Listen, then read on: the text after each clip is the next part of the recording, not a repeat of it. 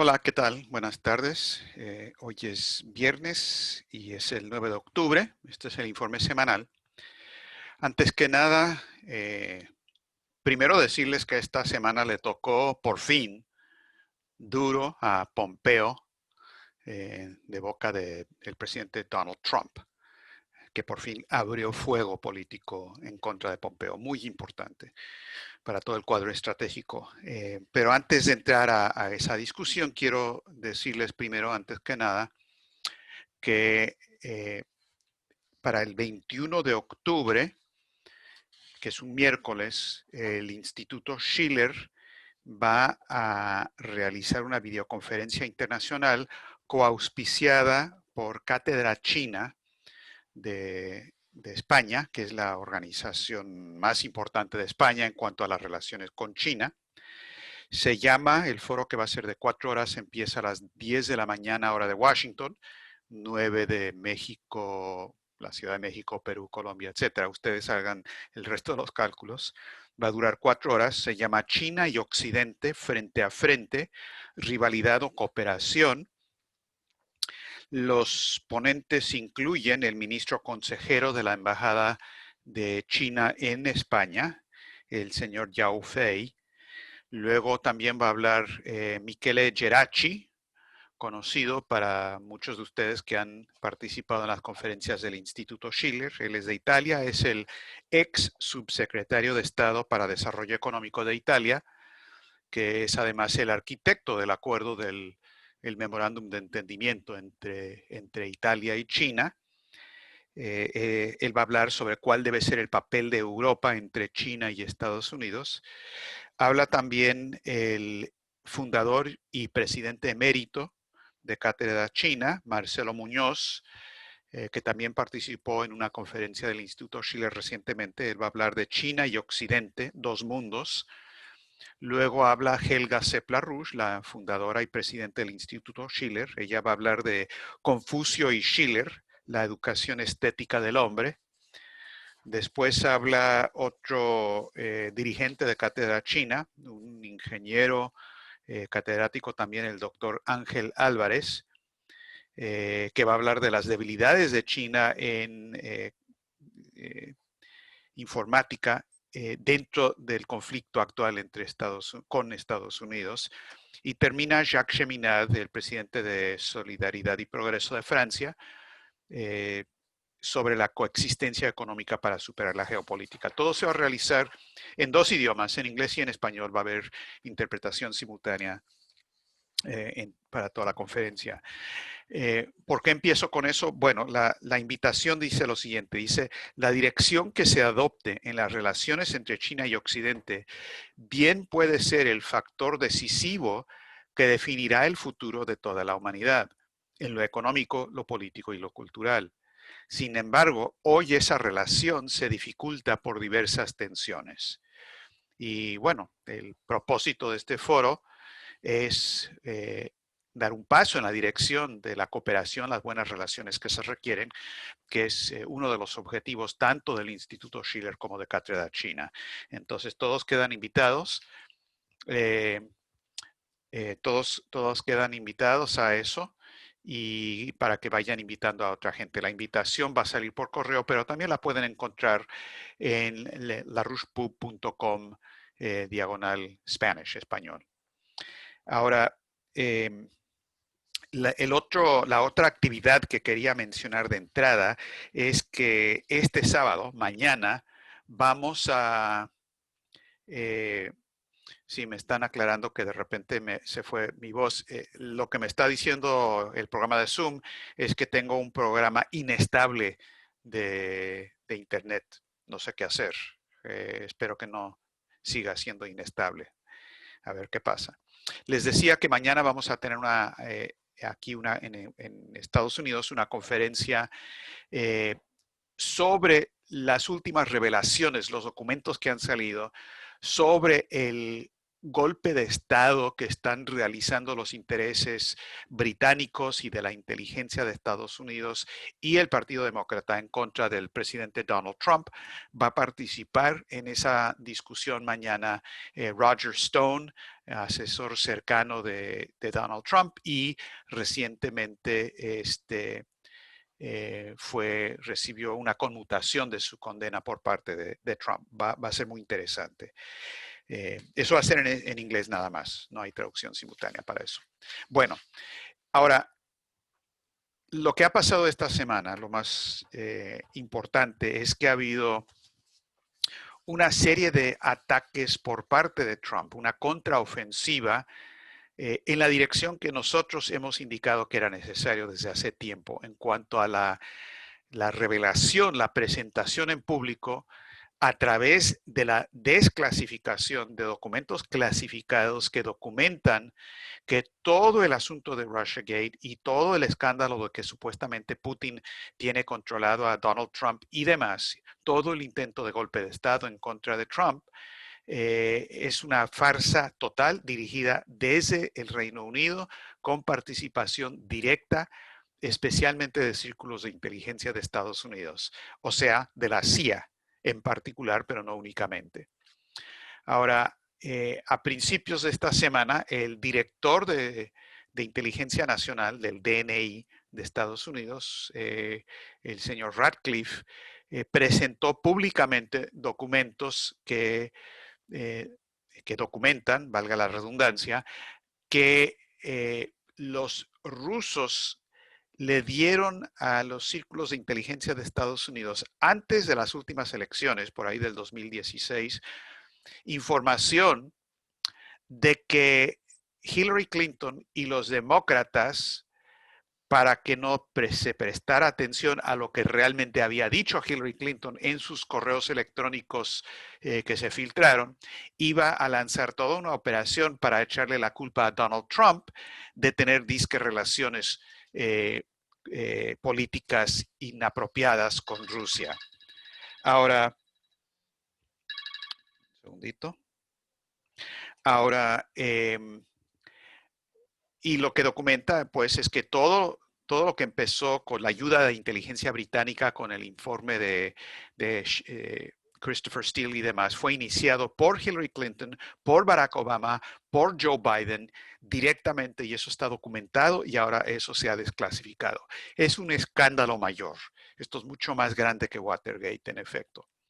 Ahora, eso es lo que pasó a principios de semana. Luego tuvimos el debate vicepresidencial entre Kamala Harris y Mike Pence. Y lo más importante de ese debate, hay que verlo siempre desde la óptica de lo que está pasando estratégicamente, y no desde la perspectiva de una corrida de toros, como hablábamos la otra semana, es que al final del debate, Mike Pence hizo esa misma revelación. Dijo, el problema aquí, la gente dice que Trump no quiere aceptar los resultados de las elecciones. El problema verdadero es que Hillary Clinton y círculos de inteligencia no han querido aceptar el resultado de las elecciones pasadas y por 3 años y medio han lanzado operaciones sucias, ilegales en contra de Trump, y que ahora hay documentos que revelan eso. Fue algo realmente muy duro, muy fuerte lo que dijo. Ahora, posteriormente, un día más tarde, después de ese debate, es decir, ayer en la mañana, el presidente Trump fue a entrevistas de televisión donde lanzó un ataque político en contra de quienes estaban retrasando la desclasificación necesaria de los documentos, y por nombre, por primera vez, le pegó duro a Mike Pompeo, el secretario de Estado. Habló de Barr, el procurador general, habló de Mike Pompeo, secretario de Estado, y habló de Christopher Wray, el director del FBI. Y lo que dijo Trump es que yo no sé lo que pasa con esta gente, yo lo desclasifiqué desde hace tiempo, pero ellos no han querido presentar esto. Siempre están diciendo que necesitan más tiempo, más información, más información. Y Trump dijo, no hace falta más tiempo y más información. Esto tiene que salir ya, es decir, antes de las elecciones. Y lo que dijo respecto a Pompeo en particular es lo siguiente. Dijo que estos correos de Hillary Clinton tan notorios están en el Departamento de Estado, pero Mike Pompeo no ha sido capaz de sacarlos de ahí. que en realidad es algo muy triste, dijo Trump. No estoy muy contento con Pompeo por esa razón. No fue capaz de sacar esos correos. Yo no sé por qué. Si uno dirige el Departamento de Estado, uno saca esos correos y los hace públicos. Entonces, esto esperamos que sea simplemente el inicio de muchos ataques en contra de Pompeo que pueden, que él termine como terminó John Bolton afuera, porque ha sido el caballo de Troya, una de las personas dentro del gobierno de Trump que ha dirigido ese gobierno en la dirección más problemática, más errónea, especialmente en cuanto a la cuestión de confrontación con China y confrontación con Rusia. Y si bien es cierto y es muy criticable el hecho de que Trump también ha retomado esa línea respecto a China, no tanto con Rusia, pero sí respecto a China, el problema principal que tenemos ahorita en Washington se llama Mike Pompeo en ese sentido. Ahora, lo que quiero recalcar con todo esto es que este asunto no es un asunto interno de Estados Unidos y sería un error decir, bueno, todo esto es muy interesante, siempre es curioso saber lo que pasa en Estados Unidos, pero es importante para Estados Unidos nada más. Falso. Esto tiene la mayor importancia estratégica y quiero dejar que el presidente Putin nos explique por qué. Porque en una nueva entrevista de Putin del miércoles, hace 2 días, con Rosilla 1 TV, habló ampliamente sobre la situación de Estados Unidos, lo positivo, lo negativo de las relaciones con Estados Unidos bajo Trump, pero dijo lo siguiente, dijo, y estas son citas textuales, se sabe que el presidente Trump repetidamente ha expresado interés en mejorar las relaciones Rusia-Estados Unidos. Y de seguro apreciamos eso en Rusia. Pero las intenciones de las que habló el presidente Trump no se han realizado plenamente. Yo creo que eso se debe en gran medida a cierto consenso bipartidista de que hay que contener a Rusia, a frenar el desarrollo de nuestro país. Y esto, a nuestro entender, dijo Putin, en definitiva funciona como un aparato de sujeción al actual gobierno, un aparato de sujeción. Lo que lo está limitando son pues esposas políticas que no están permitiendo que actúe. Ahora, ese aparato de sujeción es exactamente lo que ahora se está empezando a quebrar. Y lo que dijo Helga Seplarrush esta semana es que es fundamental que esto se rompa, este muro de contención, se rompa ya, antes de las elecciones, porque es ese mismo aparato los que están realizando el conato de golpe en contra de Trump, los que están haciendo lo mismo con el presidente Putin de Rusia, con el presidente Xi Jinping de China, y que están haciendo lo posible para que no haya una reunión de las principales potencias del mundo para imponer una reorganización por bancarrota de todo el sistema financiero internacional, para lograr pues el tipo de cooperación, especialmente Estados Unidos-China, de la que hablé al inicio. Entonces, los británicos, Wall Street, la City de Londres, entiende perfectamente bien lo que está en juego aquí. Ellos saben que esto ponen en tela de juicio todo el aparato político de control que tienen en circunstancias en que se está desplomando su sistema.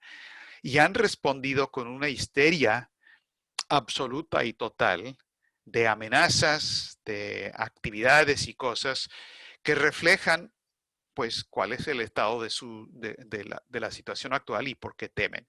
Ahora, para esto es bueno recordar dos cosas que quiero recordar. Mucha gente dice y se acuerda de la frase durante el periodo de Watergate en contra de Nixon, de que todos los árboles del bosque van a caer o pueden caer. Ahora, la circunstancia donde se dijo eso, hablando de que si se revela parte puede caer todo, en realidad la persona que dijo eso fue un agente de la CIA de nombre James McCord, que en diciembre de 1972, cuando lo estaban cuestionando y lo estaban interrogando para saber qué había pasado, porque se sabía que había habido una entrada ilegal y estaban tratando de robar esto, ponerlos, colocar escuchas dentro del Partido Demócrata, pero todavía se estaba investigando quién lo había hecho, que si era la CIA, si era el gobierno de Nixon, que es quién. Entonces, lo que dijo en ese momento McCord, en una carta a su jefe dentro de la CIA, Caulfield, le advirtió que la Casa Blanca de ninguna manera debería eh, eh, pedir la renuncia o renunciar al jefe de la CIA. El jefe de la CIA en ese momento era Richard Helms y que absolutamente no debería despedirlo. Ahora, ¿por qué no despedirlo? Dijo James McCord, si hacen eso, todos los árboles del bosque van a caer. Va a ser un desierto de tierra arrasada. Es decir, se trataba de una amenaza de que si alguien se atrevía a revelar este aparato de control policiaco, político y demás en la CIA y los círculos de inteligencia, que le iba a llover, que iba a tener problemas bien grandes políticamente. Esa fue la amenaza de que todos los árboles pueden caer en esta situación. Ahora, muy parecido, en el 3 de enero del 2017, esto fue después de la elección del presidente Trump, pero antes de que asumiera, cuando él tenía la indicación de que se habían realizado ya actividades ilegales de vigilancia de su campaña, de penetración de la campaña, de espionaje, cosa que ahora ya es muy conocido, y se estaba quejando Trump de los círculos de inteligencia, de la CIA, del FBI y de otros. En ese momento, el senador del estado de Nueva York, Chuck Schumer, que es tiene mayor jerarquía en todo el Partido Demócrata, de los senadores en el Partido Demócrata, es un senador por Nueva York, es decir, un senador por Wall Street, y actúa como tal. Él dijo, mira, le dijo a Rachel Maddow en una entrevista, dijo, no, con lo que está diciendo Trump, Trump ha sido muy tonto al hacer eso, exigir que se revele qué fue lo que pasó. Muy tonto al hacer eso.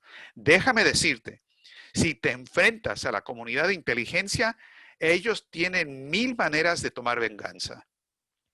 Ahora lo dijo con una expresión en inglés muy folclórica. They can get you 6 ways from Sunday. Pero quiere decir eso, que tienen 1000 maneras y que te van a hacer pagar, te va a llover. Y esto lo dijo temblando Schumer de que Trump absolutamente no se debería atrever a hacer eso, pero lo hizo. Y los últimos 3 años y medio ha sido una estira y afloja de una pelea en torno a todo esto, mientras Washington se volvió, como decimos, ¿verdad? No es un gobierno, Washington es un campo de batalla.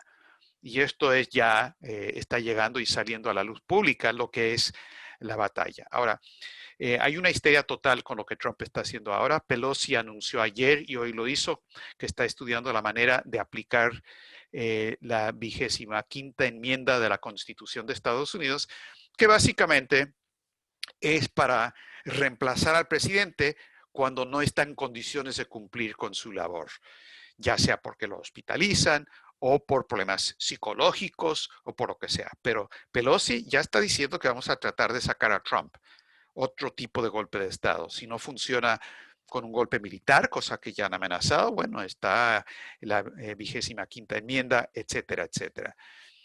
Y también se han activado todo tipo de operaciones para crear una situación o agravar una situación de conflicto, de tensión, de guerra interna, de crear una situación de ingobernabilidad en Estados Unidos.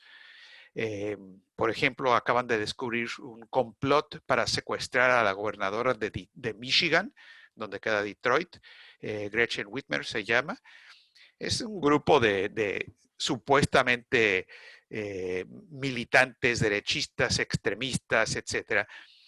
pero como en todos estos casos, la mitad o la mitad más uno del grupo son agentes del FBI, que básicamente le tienden una trampa y jalan a otra gente en estas operaciones. Pero se está creando esa situación. Entonces, aquí la cuestión es, bien pueden caer todos los árboles del bosque con lo que está haciendo Trump, especialmente ya que abrió fuego en contra de Pompeo. Pero el bosque y los árboles que tienen que caer no son nada más los de la comunidad de inteligencia. Eso es muy importante. Y nosotros estamos haciendo todo lo posible para que se revele eso.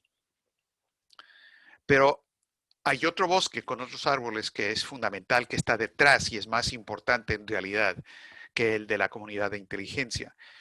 Y es el bosque de los intereses financieros internacionales, quienes están detrás realmente de la destrucción de la economía física, quienes están detrás del crack financiero que tenemos encima, quiénes son los responsables de las políticas genocidas del Fondo Monetario Internacional, quiénes son los que promueven el maltusianismo y la reducción de la población, los que además han creado las condiciones físico-económicas de saqueo a nivel mundial, que ha creado el caldo de cultivo, las condiciones para la pandemia actual, que era predecible, ya lo había pronosticado LaRouche, si se seguían aplicando esas políticas. Entonces, la cuestión ahí es, ok, tenemos que ir en contra de esos intereses y eso es fundamental. Ahora, en ese sentido, les quiero recordar brevemente lo que fue la Comisión PECORA en Estados Unidos. Lo hablamos un poco la semana pasada. La Comisión PECORA se le conoce así por un abogado, un procurador de Estados Unidos, que se llamaba Pecora en los años 30. En realidad era italiano y en italiano su nombre se pronuncia Pecora, pero aquí en Estados Unidos él se llamaba Pecora. Entonces, se conoce así como la Comisión Pecora, no como la Comisión Pécora.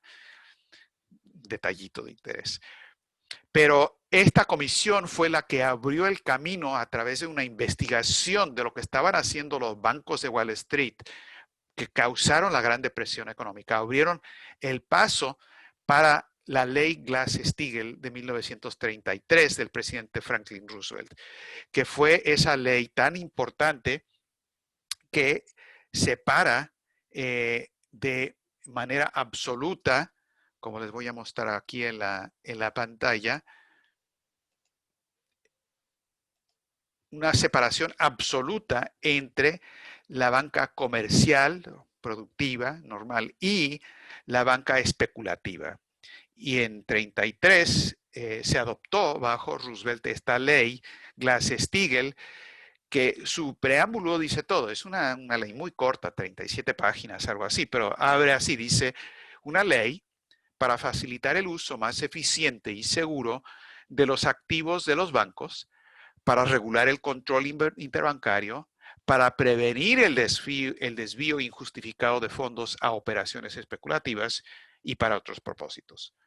Es decir, con eso se dice todo lo que era la intención. Por eso LaRouche siempre decía que hay que regresar, no a alguna variante moderna, un poco sí, un poco no. Se tiene que regresar a la intención original de la ley Glass-Steagall, que es esto. Se para la especulación, se prohíbe, se separa la banca con una separación bancaria para esta actividad y se pone en reorganización por bancarrota esos casi 2.000 billones de dólares de pura especulación que no sirve para nada. Ahora, les quiero simplemente mostrar aquí cuál fue la cronología brevemente de la comisión Pecora, porque esa comisión no la inició Roosevelt. Se inició, fueron intereses demócratas del partido de Roosevelt, pero se inicia después de la elección de Roosevelt, que es el 11 de agosto del 32, perdón, el 8, perdón, estoy viendo los datos en inglés, las fechas, es más bien el 8 de noviembre del 32, cuando Roosevelt sale elegido, y luego para el 22 de febrero se inicia la comisión Pecora. Esto es antes de que asuma Roosevelt. Él asume en el 4 de marzo. La Comisión Pecora concluye su investigación después de 10 días nada más. No le tomó sino 10 días para encontrar pruebas para enviar a la cárcel. Y fueron a la cárcel banqueros importantes como de JP Morgan, un tal de Citibank, un tal Charles Mitchell, que además fue asesor de Mussolini, Richard Whitney, que fue el presidente de la Bolsa de Nueva York, etcétera, etcétera. Entonces, en 10 días es lo que hicieron. Y 2 días más tarde toma posesión Roosevelt y no le toma a Roosevelt sino 100 días. En 102 días, él establece y se aprueba la ley Glass-Steagall. El informe de la Comisión Pecora sale el 6 de junio y el 16 de junio se aprueba la ley Glass-Steagall. Y lo que dice la Comisión Pecora es lo siguiente, dice, las prácticas de los mercaderes inescrupulosos han sido condenados. No, perdón. Este es el discurso de Roosevelt cuando él habla de la Comisión Pecora. Perdón, dice lo siguiente. Las prácticas de los mercaderes inescrupulosos han sido condenados en la corte de la opinión pública. Han huido de sus altos asientos en el templo de nuestra civilización. Entonces, por supuesto, eso es exactamente lo que se tiene que hacer hoy. Se les tiene que revelar ante la opinión pública para que la gente sepa lo que han hecho con la intención de lograr un cambio total por reorganización, por bancarrota del sistema financiero, que es lo que está detrás de todo este problema del mecanismo de fascismo del Estado policíaco que han mantenido a través de los servicios de inteligencia, especialmente los británicos, pero también el FBI, la CIA y demás, que es exactamente el aparato que usaron en contra de LaRouche, como ustedes saben, con el enjuiciamiento a LaRouche y lo que lo llevó a la cárcel por 5 años, precisamente por atreverse a hacer lo que ahora Trump se está atreviendo a hacer, buscarse una bronca con estos servicios de inteligencia, a pesar de la advertencia de los senadores Schumer del mundo, que nos dijeron a nosotros también que si nos enfrentábamos a la comunidad de inteligencia, ellos tienen 1000 maneras de tomar venganza. Cosa que lo hicieron, pero ahora no están en una situación de poder imponer eso como lo habían hecho hasta el momento. Quiero terminar con 2 temas. Lo voy a decir brevemente, no porque no sea importante, pero quería enfatizar este otro aspecto en esta discusión, que es el aspecto de la situación de la guerra. Estamos en una situación que sigue agravándose el peligro de guerra, no nada más en los lugares que son visibles y grandes y peligrosos, como el estrecho de Taiwán, y con todas las provocaciones que siguen ahí, que es grave, y no solamente en los vuelos de la OTAN en la misma frontera con Rusia, no solamente en las pruebas nucleares y cosas por el estilo, sino también en lugares que son aparentemente muy pequeños, pero que pueden ser, como en la Primera Guerra Mundial, la chispa que hace detonar todo el polvorín. Me refiero a una situación que conocen y les apuesto que no han oído hablar del otro.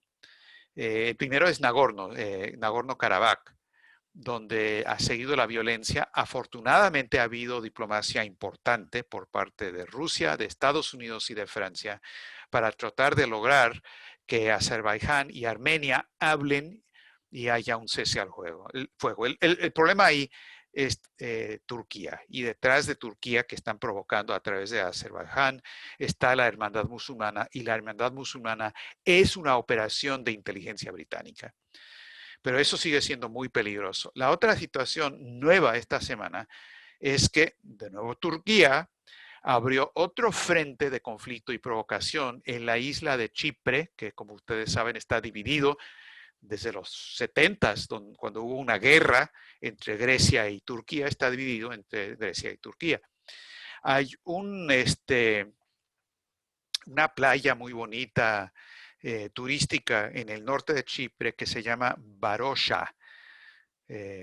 Yo nunca había hablar de Varosha y Me sorprendería si alguno de ustedes habrían escuchado de eso, pero resulta que los turcos decidieron que esta semana, después de 50 años, van a abrir esa playa. Simplemente van a entrar y la van a abrir, a pesar de que ellos no son los dueños oficiales en esta situación. Entonces, obviamente Grecia eh, eh, se alarmó y han habido advertencias urgentes por parte de Rusia, de Alemania, de las Naciones Unidas de que esto no se vale, no se puede permitir esto. Y hoy, no sé si ya ocurrió o no, pero va a haber una reunión en el Consejo de Seguridad de las Naciones Unidas para abordar esta situación. Es que estamos en un momento donde cualquier cosita puede hacer que estalle una guerra generalizada por la situación del desplome, por las condiciones que se han creado en ese sentido. Y creo que la cuestión de lo que está pasando con la pandemia es algo que siempre tenemos que tener en cuenta, porque esto no está bajo control, está fuera de control. Han habido aumentos de nuevo en los casos, y no solamente los casos, sino hospitalizaciones y demás en Europa, en casi todos los países de Europa, Francia, España, etcétera. También en muchos de los estados de Estados Unidos, básicamente fuera de algunos países que han sabido cómo controlar esto con los medios necesarios. En otros países simplemente no está ocurriendo de ninguna manera, como en los propios Estados Unidos. Hay avances en el tratamiento, hay avances en lo de la vacuna, que hay cosas muy prometedoras, pero en cuanto a la conducta social necesaria, tomar esto en serio como un problema de la sociedad, aquí en Estados Unidos tenemos un problema y seguimos teniendo un problema con eso. Yo creo, y termino con esto, que lo que pasa con mucha gente, uno los ve en la calle, uno ve que están teniendo manifestaciones de izquierda, de derecha, de lo que sea, pero sin las mascarillas, sin la distancia social, descreen en la ciencia establecida sobre esto. Creo que tiene que ver con el hecho de que la mente de la gente, por lo general, solamente ve lo que emocionalmente es capaz de manejar. Si es un problema más grande de lo que ellos piensan que pueden manejar, el problema psicológico es que dicen, no, no, eso no existe. Como si uno estuviera enfrente de un león, de una gran fiera, y uno dice, no, no, no es un león, simplemente es un cachorro, o es un perro, o en el peor de los casos es un perro rabioso. Pero señor, es un león. No, no, yo no veo ningún león. Entonces, hay un problema psicológico, emocional, político que pasa con todo esto.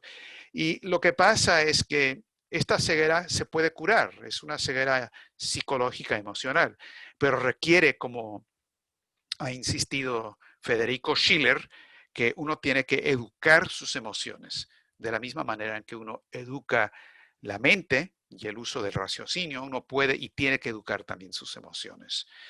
Entonces, eso es lo que quería colocar sobre la mesa de discusión en el informe de esta semana.